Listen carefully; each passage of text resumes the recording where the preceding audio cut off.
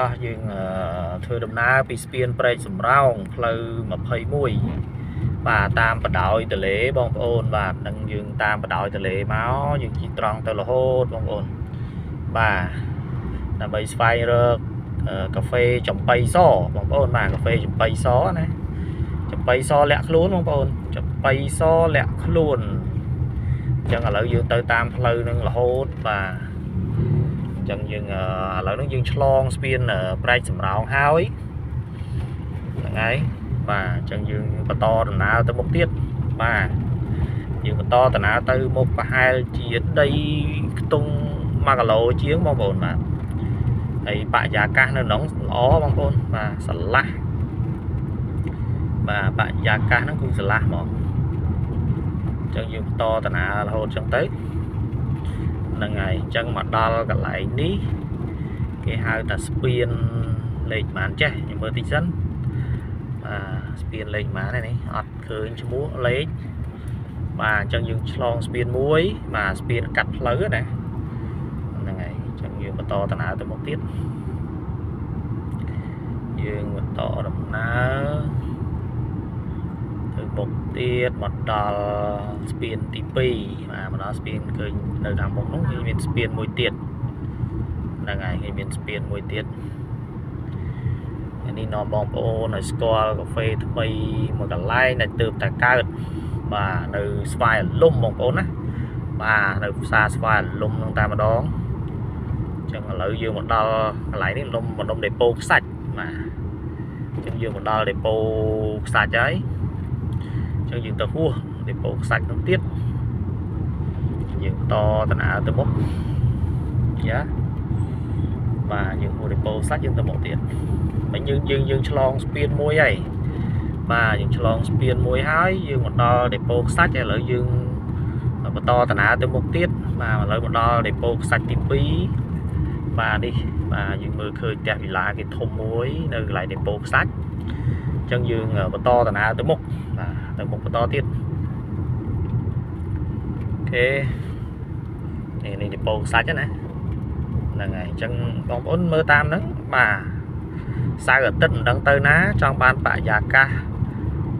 ធម្មជាតិបាទបរិយាកាសធម្មជាតិ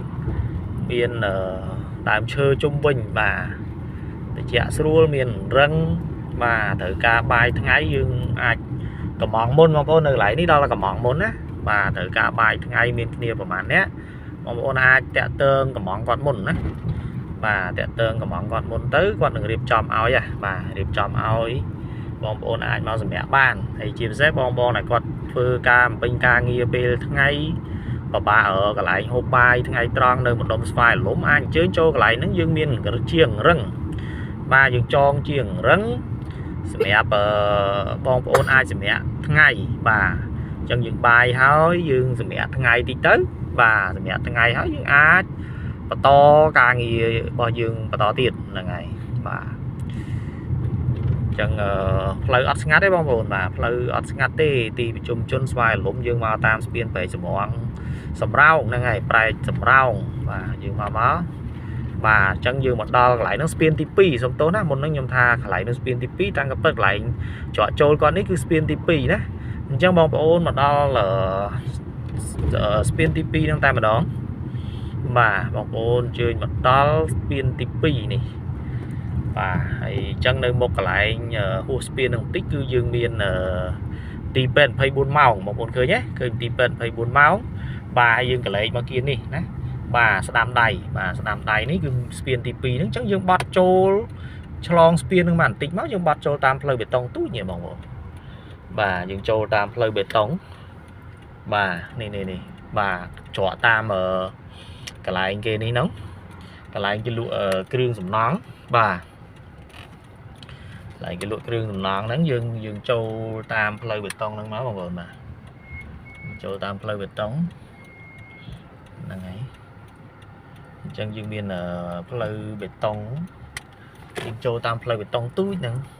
បាទនេះផ្លូវស្អាតចាស់បងប្អូនបាទផ្លូវស្អាតអញ្ចឹងបាទកាហ្វេលាក់ខ្លួនផ្លូវស្អាតអញ្ចឹងយើងជិះមកពីព្រែកចម្រងខ្ទង់5-6នាទីបងប្អូនបាទបើមកពីតាខ្មៅថា10នាទីចុះ bong bóng ai chở cả lại nơi chọp trong ba này bà mau vì mình như nó chỉ lên đấy pleu bê tông nè thế bà chắc là pleu sát lưng miền đây của bà bong bóng bà chỉ tam bà lại nâng bà hốt máu đây tê sụp hiệp mà đó đấy ngọc sinh ngát đó bong bóng ơi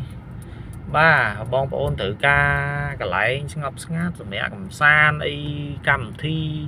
chụp chung mấy này nè cái sợ đàm chê đàm ấy à má bà đi mà đo là bong bóng nụ nơi thằng múc nâng ta mà đón bà về lạc luôn ghê không chẳng bong bóng tự ca mò lên bà anh chơi mà ban mơ tê sụp hiệp bà mở đàm sla đàm ấy ní cứ lọ mền tên bong bóng á bà tê sụp hiệp nữa tí ní cứ lọ bong bóng anh chơi mà lên bàn là ngày